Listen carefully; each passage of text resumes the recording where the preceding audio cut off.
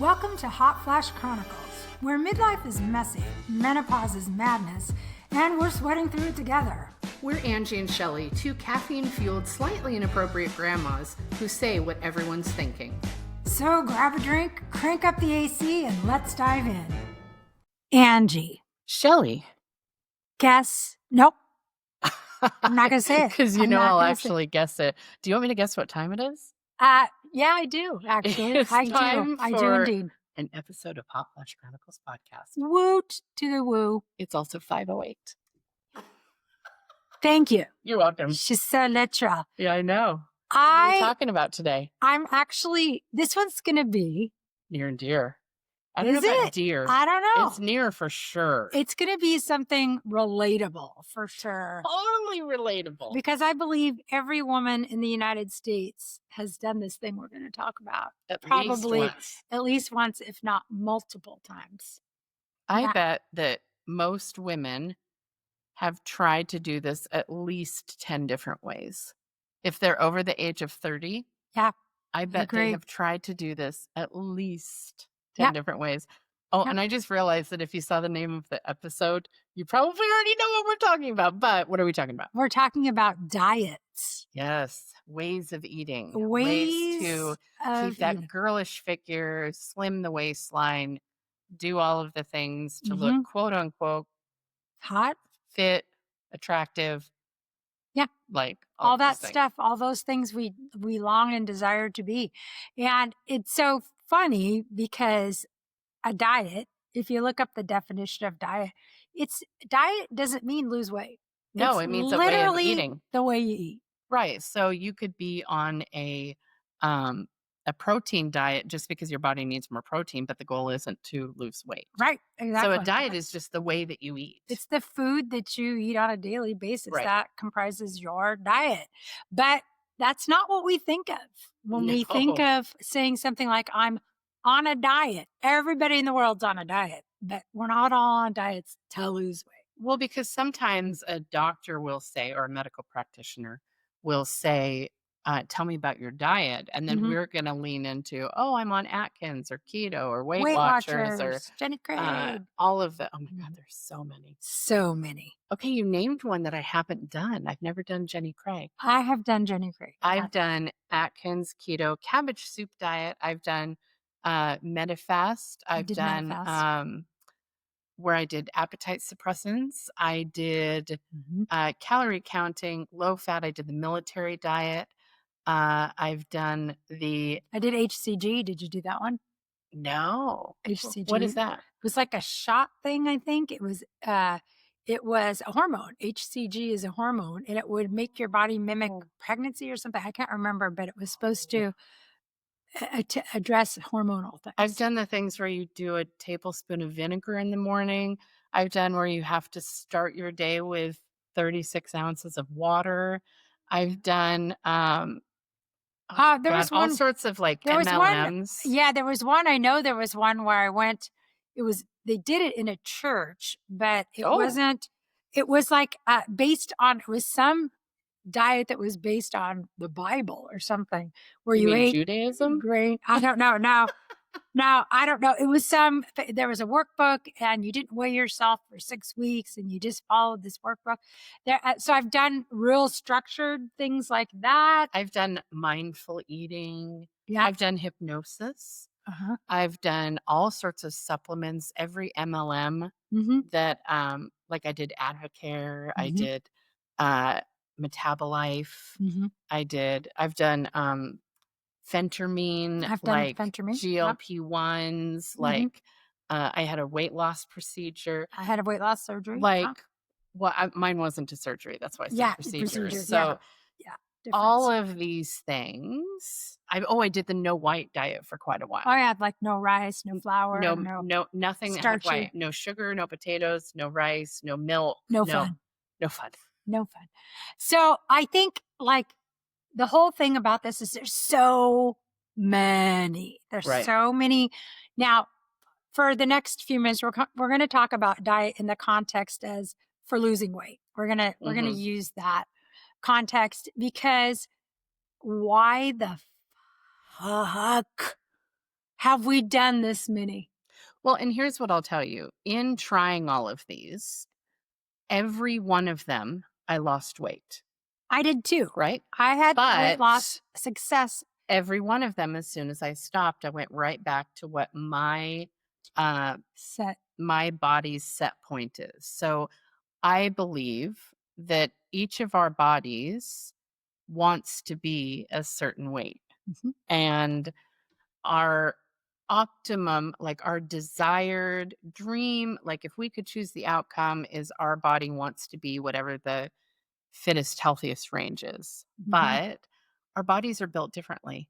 And I'm sure that, hereditary things come in, like your genetics, as far as like what your nationalities are. Like, I'm German, so meat and potatoes is a real thing. Like, I think that our bodies crave being at a certain range of numbers. And as soon as we stop doing any program that is meant to lose weight, you're going to go right back to that set point. Yeah, I think what Do you agree happens, with that, or is that like me just being? No, I think that there is some. I think there's probably even some science that will back that we have these remembered points in our weight journey, whatever you want to call it, in our health, where your body gets really a set point is what they call them, for all different kinds of reasons. Some of it has to do with your metabolism. Some of them has to do with hereditary and biology, all those things you're talking about. And the thing is there are ways to change your set point. It can be done, but if you do not do it in a sustainable manner, it cannot happen. And what you were talking about is where, like you said, I did all these diets and I lost weight. So did I. I could have a certain amount of success anytime I changed up, I shook it up and would start the new whatever it was, the new habits, the new way of eating. So what happens is your body goes, "Oh, you're doing something different. You're mixing things up," and it stores it like, will let oh you. dear, we don't want to lose too much. Yeah, Let's hang on to some of this. we'll let you get rid of some of this. We're going to get rid of some water weight. We're going to do a little bit of this, but then it will plateau out. There's a point where it will plateau out, and then you, as the person trying to lose weight, either white knuckle it through that plateau, however long it takes, or you get super discouraged. You think, I'm doing all this sacrifice, I'm doing all this stuff, and this isn't even working. I'm doing it, and now I'm plateaued for a month. Fuck this. I'm going to just eat regular. That's what I would do almost every time. Well, or like it's not something that's even if it's not a plateau. Like if you go to a very carb restrictive, like super keto, not like lazy keto or dirty keto, like where you're getting no more than 20 grams of carbs a day. Like there will come a point, no matter how long you do it, that you just want some fucking bread because your cells crave it. You're doing something. Your body will. The reason we have cravings is because our body is seeking something. So if I go 5 years on keto, like there could be the day that breaks me that I smell sourdough and it's like, well, here we go.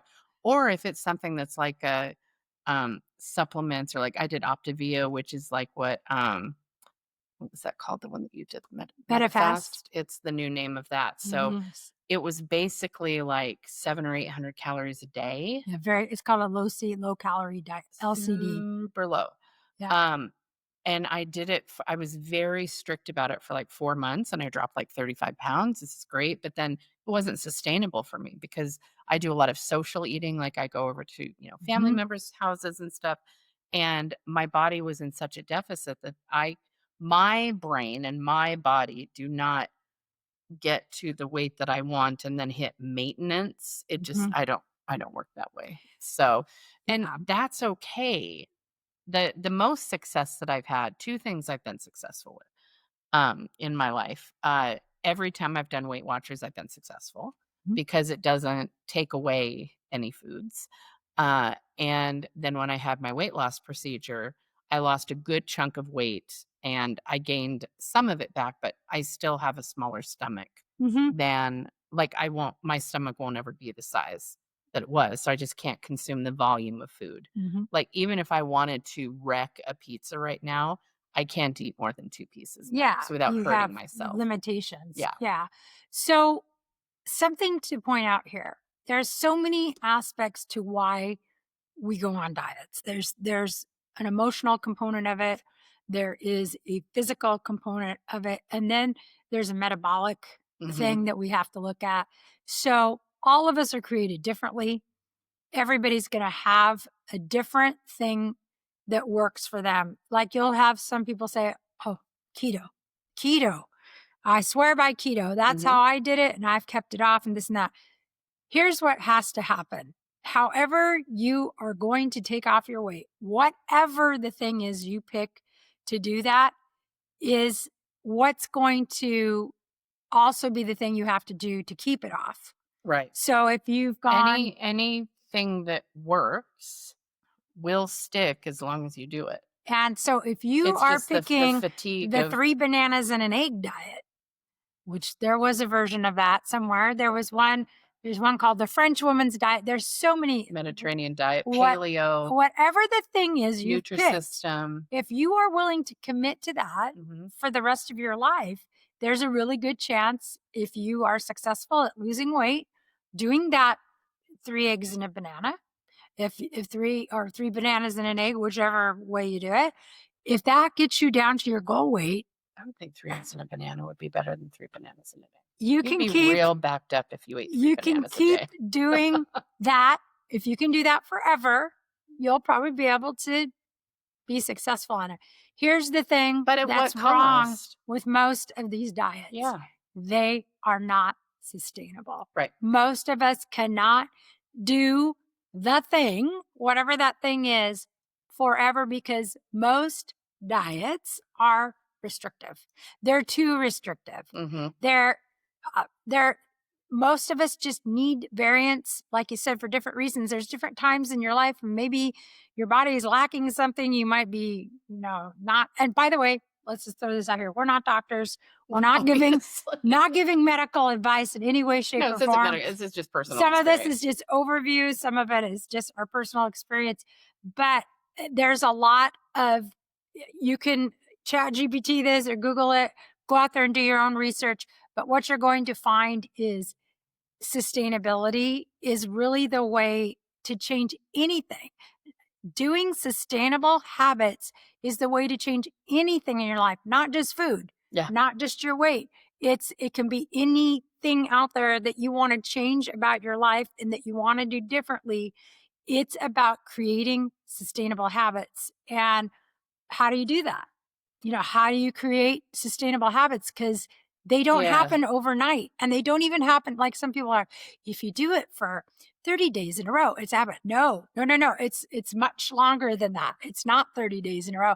It's literally more like you have to do it without thinking about it for 6 months. It's like 6 months. Yeah. And because I've gotten into habits where I go to the gym 3 times a week now, it's a habit. Nope. No, it's not. Right. Because I do want to mention that I've also done going to the gym, working with personal trainers, doing like fitness ones. We're just, diet talks about what you consume. So that's why this isn't a weight loss episode, and it's certainly not advice. But just in case anybody's like, well, have you tried, doing this many steps a day? Or I've done Pilates. I've done Pilates. Trust me, you guys. I used go to the gym. I used to teach aerobics. Like I've had, oh my God, what is it called? Like food, like nutrition, eating disorders. Like I have PCOS, which makes you resistant to losing weight. I have metabolic syndrome. I have insulin resistance. Insulin resistance. Like my body, it does not like. It is like, bitch, stop. And that's okay. So what I have learned instead, and we've talked about on previous episodes about loving the body that you're in right now. What I've learned instead is to embrace the current version of my meat suit, whatever it's at. Yeah. So we try all of these things, and they all have some redeeming qualities. I mean, there are some real, like the military diet is goodness, I remember no that fucking one too. joke. So you had to like eat 1 rice cake with tuna for lunch, and then 2 eggs with styrofoam, with a sip of vinegar. Nope. Pass. For breakfast. Like, it was very specific, like peanut butter on wheat toast. And these are for guys to get down, or people to get down to their military weights. It was like the Mayo Clinic. Yeah, it's like a hard, like a crash diet, so you could meet your PT goals. Well, even like before I had my weight loss procedure, which what I had is called ESG. It's the endoscopic sleeve. Mm-hmm. So instead of cutting off part of your stomach, they go down through your esophagus and they suture off. So they put stitches in your stomach so that are permanent. Mm-hmm. So the tissue of my stomach is still there. It's just not all accessible. in a clump. It's like a tube, like you could fit a banana lengthwise. It's not a globe holding thing. I have pictures. It's pretty weird. Yeah. Like what it looks like before and after. Yeah.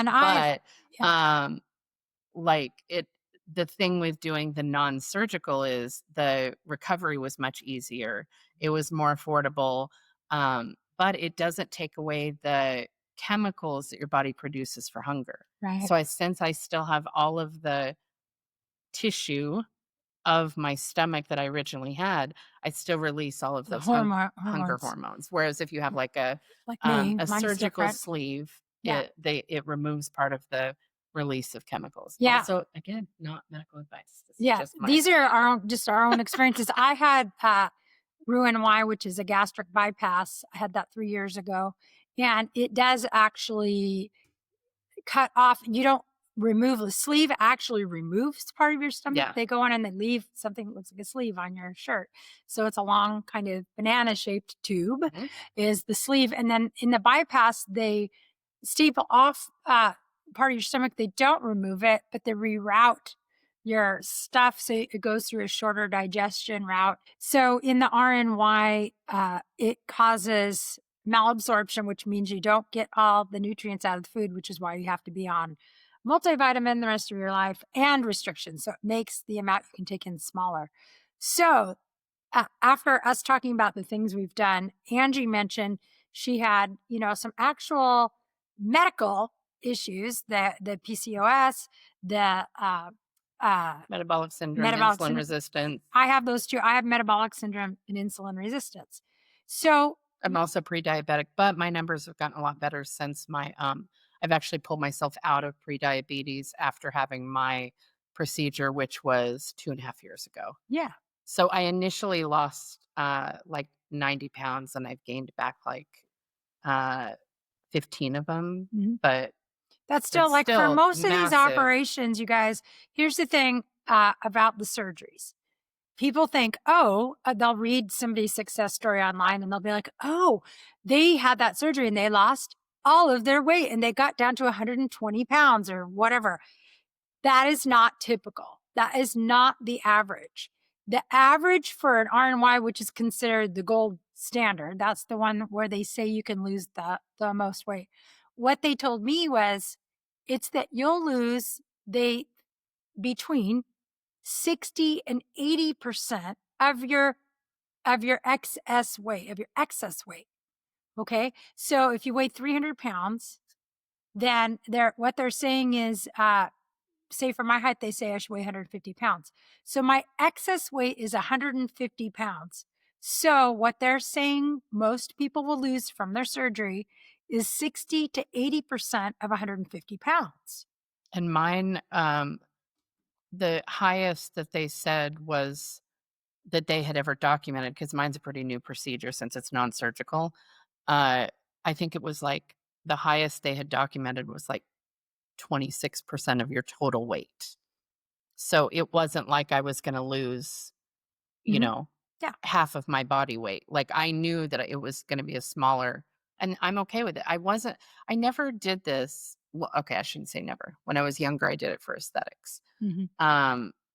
Anything that I've done in the last decade has not been to look better. It's so that I have more capabilities, so that I'm around longer, so that I can get down on the ground and play with my grandkids, so that I can photograph weddings or do things like just to have that stamina and endurance, so that I can travel and go to places that I want to see, those kind of things. So it's not, goals. I don't give a shit what I look like because my husband thinks I'm sexy. That's all that matters. Everybody else can kick rocks. So in that scenario, like I did the calculator. I had the calculator here. So Shelly's over here. So if you weighed 300 pounds and your goal weight was 150, that was your ideal weight.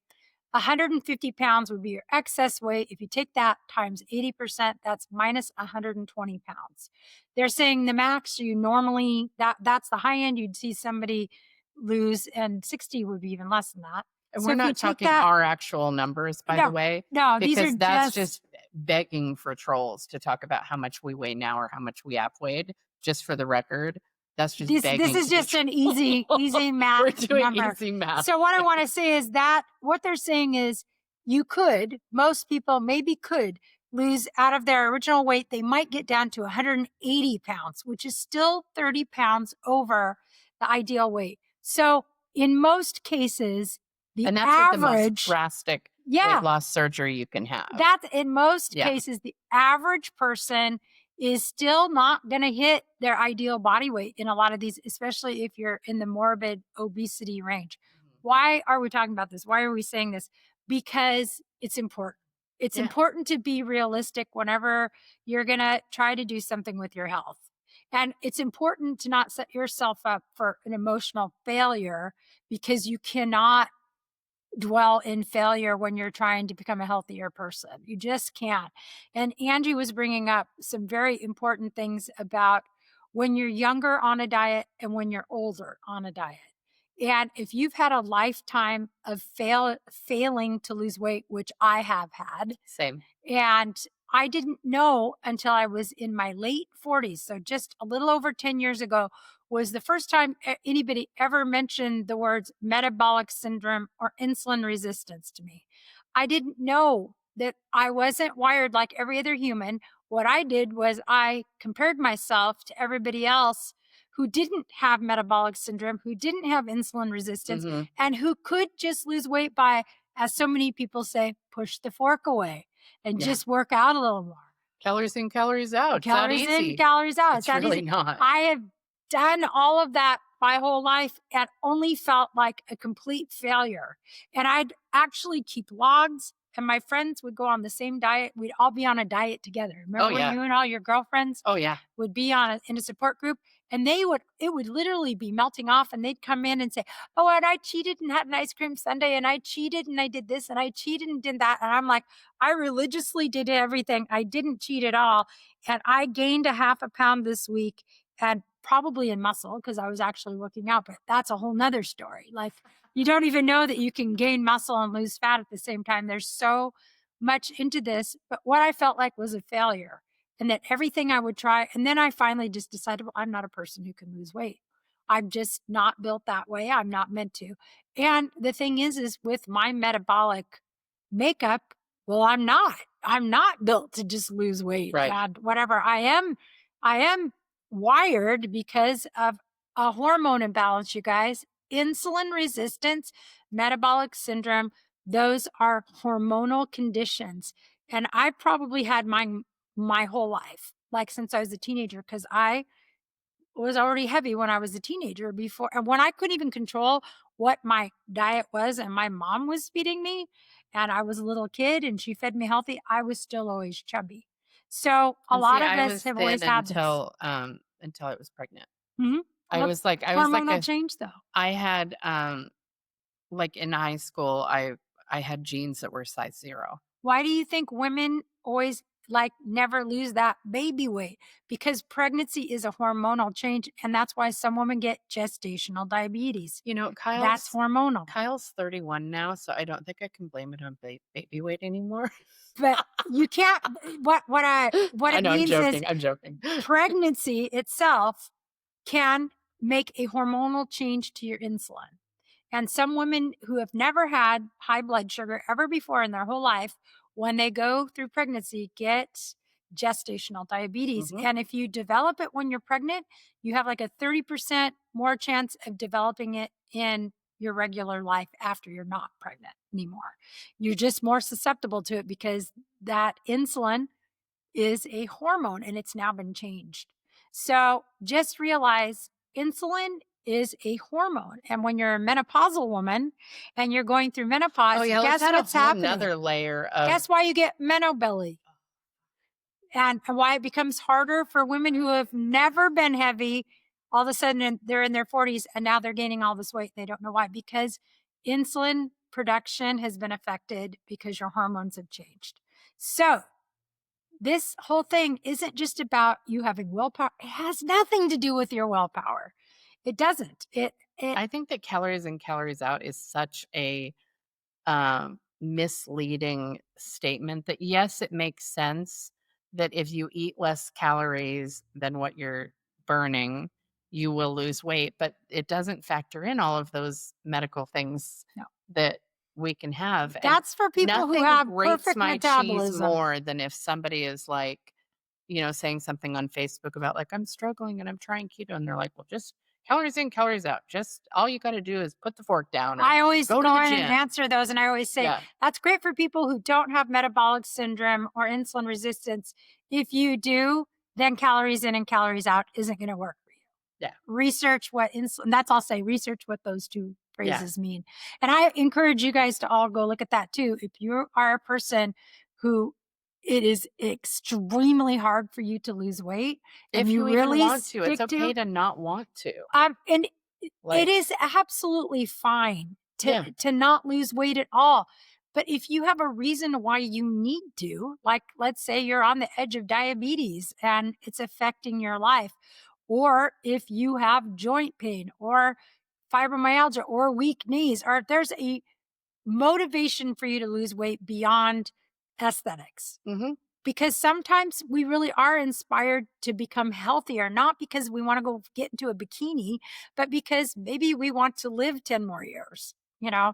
So I would say the main difference that Angie pointed out earlier, when we're younger, maybe we are doing it for aesthetics. I know I did a lot of times for sure. when I was younger, but I'd say after the age of 40, I started becoming very physically uncomfortable because I was up in the morbidly obese numbers, which affect how you sleep. It gives you the sleep apnea. It gives you joint pain. There's so many things. I had fibromyalgia. When you are in obesity, you are in inflammation, and inflammation messes with everything. Do you know one of the most interesting things when I lost all that weight with my procedure that I didn't realize is how different my shoe size would be? Yeah. So I went from a 10 wide to an 8.5 straight. Yeah. Like just not straight, but just a normal, not wide. A regular 8.5. Yeah. And it's just wild to me how your feet can lose weight. Your feet can be such different sizes. Like I knew that my jean sizes would change. Yeah. But I didn't realize that my shoes, like I had to get all new shoes. And when we were in Napa, the pair of shoes that I had to get for the hot air balloon ride, they only had it in, was it a 9? Yeah. And they're huge. They're huge on me. I'm swimming in them. And I'm like, since it, like as a sneaker, it's okay. Yeah. Because it's tight enough that, but if you put like flats on me, and they're a 9 or a 9.5 or kick them. God forbid a 10 wide that I used to, that is so fucking annoying to have a shoe that's too big on. Yeah.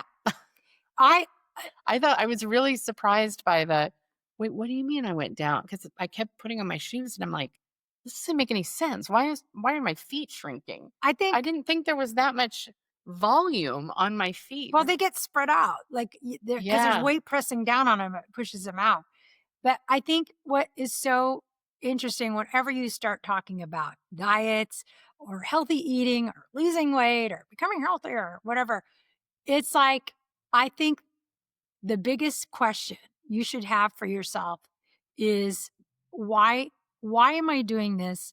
What do I want to achieve? Am I doing it for myself? And am I doing it for somebody else? Yeah, because right away, if it's not for yourself, then don't do it. No, fuck that. There's no reason if it's not for yourself.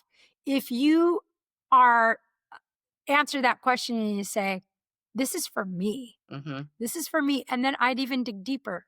Why is it for me? Because you need to know what your motivation is if you're going to create these new sustainable habits. So you need to know why you want this. What is your why? Is it, I want to get into a bikini? Because that's fine. It is okay if it's aesthetics. If you want to look better and that's your motivation for losing weight, there is nothing wrong with that. Now, if you say, I don't give a shit what I look like, I don't want sleep apnea, and I am sick and tired of waking up with every joint in my body inflamed and killing me. One. I have no quality of life. If that's your motivation, that too is completely fine. Like if it's for you, but there are very different ways to approach each one of those things though. Because if yours is, I want to look better, then, and that's aesthetically, I want to look better. You have to dig deeper than that. Why do you want to look better? Yeah. Why? For who? What is the perception of how your life will change? Yes. If you're at a certain size or a certain weight? Because here's what I'll tell you. I have photographed thousands of people at this point, right? I have photographed thousands of humans. And never, ever once has somebody walked in here. We're in my photo studio right now. And been just so confident in their body and their skin. And like, there's always some perceived flaw of like, this is, can you hide my chin? Can you get rid of my arms? My ear does a weird thing. Like, oh, I don't like my, it's usually the chin and the stomach on men and women. And I have done boudoir shoots of women that have lost 100, 150 pounds. And I'm like, oh my God, how excited are you? And they're like, ugh, my loose skin. This is disgusting. And there was one client that she'd lost almost 200 pounds. And she was just disgusted with her skin. And I was like, that I came to this realization, like, there's a whole new set of demons when you lose that much weight, where you're never going to just sit in it and be content with your body. There's always going to be something that we don't like about ourselves. And it came up during the shoot that she had summited Mount Everest. God, crazy. And I was like, that's a big one. And we had spent like a half hour trying to find something she loved about her body at this point. Yeah. And her name was Shelly as well. And I was like, Shelly, how about we celebrate that for a minute, that you summited fucking Mount Everest? Yeah, that's Are you kidding me? Like, how about we celebrate that your body can do that? Yeah. But all she saw was loose. Like there was another client that had lost over 100 pounds. She went from like a size 22 to a size 2. And she could not get enough shapewear on to contain the skin and was, again, disgusted with herself. And I'm like, how sad is that you've worked so hard? Because also weight loss surgery is not the easy way out. It's real fucking hard. Yeah. You have worked this hard, spent a lot of money, spent a lot of time, a lot of energy. You went to all of these doctor's appointments. Like, you've done all of these things and you still hate your body? You guys, here's the tea. We thought this was going to be a fun, lighthearted. Let's talk about all the diets we've done. Like, we were like, let's do a lighthearted one. The real tea on Maybe this. we're just getting more serious because we seem to turn every topic. Yeah, I think we're in a place. We're in a place. But the real tea on this is losing weight does not solve your problems. It might solve. We tend to hide real problems behind scapegoats. And if your life isn't going well, if you don't maybe have the job you want, you're not making the money you want, you're not driving the car you want, you're not having the relationships you want, you're not advancing in your career the way you want, sometimes it's really easy to say, it's because I'm fat. People treat me differently because I'm fat. I'm never going to get that promotion. I'm never going to have that relationship. And it's easy to do that. So then when we lose the weight and we get to the magic number, then we're like, oh, here I am at the magic number. Where's that car I wanted? Where's that relationship I wanted? Where's that promotion I wanted? We start figuring out, oh, wait, this wasn't about what I looked like or my weight. Fuck, this requires me to dig deeper. Yeah. What are the real problems? What are the real reasons? And that's why I say, when you think it's just an aesthetic and you're just like, I want to look better, looking better will not solve probably most of the actual real problems. What does better mean? What society says. You need to be able to really define what your target is and whether it's achievable, because you might be setting yourself up for failure. If I want to have Jennifer Aniston's body, that is never going to happen. It is never going to happen. And that's okay. Like, I am not her. I don't have And like nothing about me is like her, and that's okay.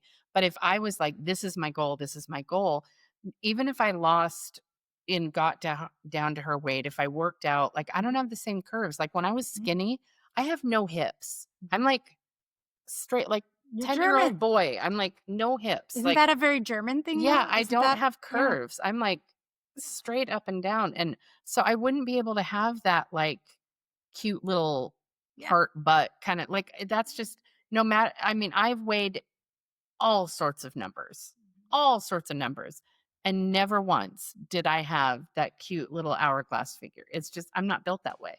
So you got to be careful if you're setting a goal in your mind of what you want to look like, that it's even attainable. So when you lose weight, like, okay, you don't like your fat body because it's the wrong shape. Okay.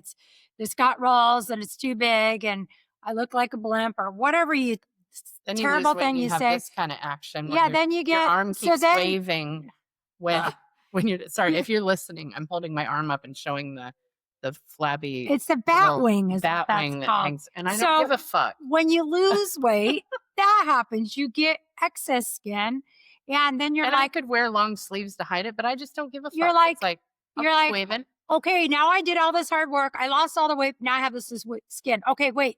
I'm going to have all the surgeries to remove all my skin now. I'm going to do that because I want. Fine if you want to do. If you want to do it, you have the money and you're willing to go through surgery. Do that. Yeah. Because then what I've seen happen after people have the surgery is I don't like the scars. Now I have scars because every one of those removals leaves a scar. Okay, so then you have to deal with the scars. Okay, well then they try to tear you guys. Then you try to remove the scars, and then you have to put shit back in. You have to get new boobs. You have to add a butt. You have to, because you're doing this thing. You're never gonna have a perfect body. If you've had a baby, your body that ship already sailed. At every moment, your body is perfect. How about we define what perfect is in a different way? Love the body that you're currently in. Yeah. If you're on a journey up or down, doesn't matter. You got to love it today because you don't know. That number might stay there for the rest of your life. Like, sorry, I have something in my eye. Like, you need to love the current meat suit. Like, get there faster. Don't wait till, if you're young, don't wait till you're our age. Recognize that it absolutely is just a meat suit. Yeah. And the reason you want to take care of and honor your meat suit is because it carries your soul and it's the thing that keeps you going and keeps you alive. It's your vessel. But maybe the perfection that we should be seeking is nothing about our vessel other than keeping it tuned like you would. Yep. A fine automobile that you want to keep running. But maybe what we should be focusing on and fixing and trying to perfect is what's inside of all of that meat suit. That's probably the thing that's more important. And sometimes we get those things mixed up. Yeah. And we think if we fix the vessel that it's going to fix all the inside works, and it doesn't. A car can look absolutely gorgeous from the outside and be in mint looking condition. You can go to turn the key and it won't fucking turn over and it does not run. Yeah. So you have to rethink about what's important to you and why. That's why we're saying, figure out why you really want to go on a journey, and also figure out that the sustainability end of it, if you really want to make any change in your life, any change, start reading up on how to build sustainable habits. We'll do a pod on sustainability because my husband taught me so many really good sustainable habit things when I was first starting my healthy journey, as I call it, because I had to make a lot of changes to get ready for my surgery. I had to do a lot of changes afterwards, and I have a hard time building sustainable new habits. And I can tell you that my weight loss journey didn't start 3 years ago when I had my surgery. It's really been going on now about 15 years. Yep. And some of the things I had to start changing, I literally had to change 15 years ago, and they helped me get the results that I have now. But if I hadn't started them 15 years ago, wouldn't be here. You guys, it's not easy. None of this is easy. It isn't. Why you need friends. Exactly. That's why you need podcasts where women just yell and scream. Funny that we thought, we're going to do a really lighthearted one. So we looked at some like potential topics. Because some of the diets were crazy. Through the years, like that's so fun. Like what a fun episode. And then we just got like very finger waggy. Because I know you start talking I feel about like it. if I go back and listen to the beginning and then the end, I'll be like, was the this mood the will be same like, episode? ooh, I can see right where the switch flipped. I think it's because I recognize how much time I wasted doing that silly bullshit. And I kind of lose the same 30 pounds over and over. And I want other people to not do keto, you lose it. 30 pounds. You stop keto, you gain it back. You do Weight Watchers, you lose 30 pounds. Stop what you go, like all of these things, you're just gaining and losing the same 30 pounds over and over. I want to go back in the time machine and go back to 22-year-old me right after I had my baby, after I had Riley. And I want to tell her, wait, stop, don't do any of these crazy diets you're going to do. They're all bullshit. It fucks up your metabolism to do all these things. It so messes with your health, you guys. Just imagine how our metabolism. If you're 20 and somehow you accidentally started listening to this podcast, because that's the only way you're going to find us. It's on purpose. It's on purpose. If you are 20 or 30 or 40 or 50 or 80 and you are listening to this, please do not waste your time doing the 3 bananas and an egg diet. Don't do weird, unsustainable shit. Don't 3 do bananas a day. You would be so constipated. That is a terrible idea. Yeah. It has to be 3 eggs and a banana. It can't be 3 bananas. I don't know. Go look it up. It's some weird. I really don't want to, bullshit. because then I'm afraid if you come over to my house and I have 19 bananas, I'm going to be judging you. Yeah, be judgy. Be like, Angie, we had a discussion about this. We know you're a pineapple girl anyway. I'm a pineapple girl. But I just, if I could tell 20-year-old me, I'm going to tell whatever age you are, you guys, figure out why you really want to do it. Sit down and journal it. I don't know, dictate it to your phone. Have an honest conversation with yourself privately. You don't have to share it with anyone about why you really want to do it. Yep. And then listen to our podcast that we're going to do on building sustainability. Will you remember that we said we were going to do that? Because I probably won't remember that. Yeah. I'll be like, oh, you said something. I think we'll do it soon. We'll do it soon. We'll do it soon so we can get it on there. But sustainability, I love it. It can change anything in your life if you can learn to change your habits. Okay, so that was a roller coaster of a lot of ideas, a lot of emotions. I don't know if I love myself or I'm angry with myself right now. I love you. Okay. Does that mean anything? Phew, that helps. Well, I love you. I'm just like, I'm mad at 20-year-old me and 30-year-old me and 25-year-old me. I've known you at your highest weight and now your lowest weight. Yeah. And I've loved every second of it. Yeah. There isn't a number on a scale that Shelly has stood on where I was like, she's less of a human or less valuable or less worthy or less. And you need to understand that more than any message that you take away, love yourself. It as you exist in this moment. You are worthy, you are lovable, you deserve love, you deserve respect. It does not matter what your meat suit looks like. Yep. Just remember that, because other people are going to try to tell you differently, and you need to have a little inner voice that says they can go fuck off. Like this body that I have previously hated over the years has carried me through cancer and survived it. Mm-hmm. It has produced life. It has gone through traumatic events. It has been through abuse. It has been through car accidents. It has healed. It has broken and healed. And for all of it, I'm grateful, because it has me sitting here right now. Yep. So all of that journey is. And that's why you have to love it. You have to love it, and you have to love yourself. Because otherwise, like, well, yeah. No. You just got to love yourself. You got it. We give you permission to love yourself. Okay, no matter what Shelly, the scale I think we need some lighthearted rapid fire questions, because this was. Yeah, it's a lot, man. Yeah, it was a lot, dude. Okay, so I'm going to start. Okay. If you, Shelly, were to buy a yacht, what would you name it? It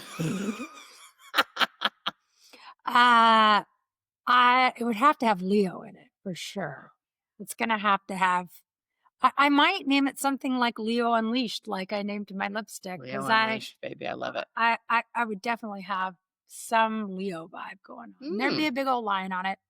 You know, something subtle like that. Something subtle. Something super subtle. Okay, so Angie, if you were an emoticon, One emoticon. Like an emoji? Emoji, yes. Which one would you be? Which one do you think represents your personality? The laughing one with the tears. Okay, yeah, that makes sense. That's the one I send the most. That and the blue heart. I send the blue heart all the time. But the laughing with tears, or the heart eyes. Yeah. And the heart eyes I can see too. you being heart eyes. But the laughing, crying is the one that I probably send most frequently, along with the blue heart. Yeah, because the blue heart is kind of my signature. Yeah, I remember Peter Hurley texted me a few months ago. Maybe it's like a year ago.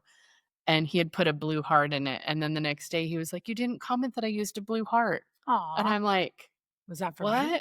And he goes, "That was my first time ever using a blue heart." And I was like, "Oh, I'm honored. Thank you for that. Love you too." Aww. So he was like, I popped this little blue heart cherry. So, Aww. so sweet. Okay, Shelly. Mm-hmm. Ooh. Okay. What is your go-to order at a Japanese restaurant? Okay, let's see. I don't do anything really super spicy. Oh, at a Japanese restaurant? Sushi. I'm What going to kind get of sushi? sushi. What's your favorite sushi roll? Maybe we'll go with that. I like something that has usually tuna. I like the tuna ones, like a little bit of seared with some kind of one of the bun sauces, and of course, warrior sauce. Is that just Trappers that does warrior? It's I think it's just Trappers. Orange kind of. Yeah, I like that. Oh, it's so good, bro. Masago or something like that. I can't remember what it's called, but That's just salmon roe or fish roe, isn't it? Masago. Yeah, well, it's got to have that on it. But there's like a brown sauce. I can't remember what it's called. That's the one thing about after my procedures, I can't eat even a spoonful of rice because it hurts like a 9 out of 10 in pain. And I miss sushi. So I love sushi. I can't do rice at all, and I can do very little pasta. Yeah, I can wreck some bread though. I love some sushi. Okay. Yeah. So and then I've got to do a food one for you. It doesn't have to be food. It does. Always does. Milk chocolate or dark chocolate? 100% of the time. Okay, she came in 100, always dark, like as dark as they will make it. Like I've eaten 90%. Yeah. Like I love the bitterness. I do love an umami bitter type of flavor. Dark chocolate is. Do you like the dark chocolate with the chili in it? Then the ones that have some heat and stuff. All of it. I love all sorts of dark chocolate. Like never met a dark chocolate I didn't like. Milk chocolate's okay if there's no dark chocolate available. White chocolate, I can't. It's not really chocolate. I can't think of it as chocolate. If I just think of it as a different type of candy, I can enjoy it. But it's not chocolate. It isn't. Yeah. It's not even got any chocolate in it. So, all right, you guys, that was roller coaster. And we ended on food when we talked about diets. It sounds like us. Ironic. That feels very Hot Flash Chronicles, right? Thank you so much for listening, y'all. Apparently I just went to Texas. Yeah. Thank you so much for listening. And it means the world. If you could take a second to like, subscribe, share this with a friend or somebody that you like, and give us a 5-star review wherever you're listening. That would mean everything. It would. And until Friday. A blue heart emoji. A blue heart emoji would be incredible. Yeah, for sure. So thank you for spending your time with us. And we will see you guys next time on Hot Flash Chronicles. Ciao. Bye. That's a wrap on this episode. If you laughed, related, or just need more, hit subscribe. Check out the show notes to find us on socials and YouTube, and join our Patreon for exclusive extras. And remember, we're still hot, just in flashes.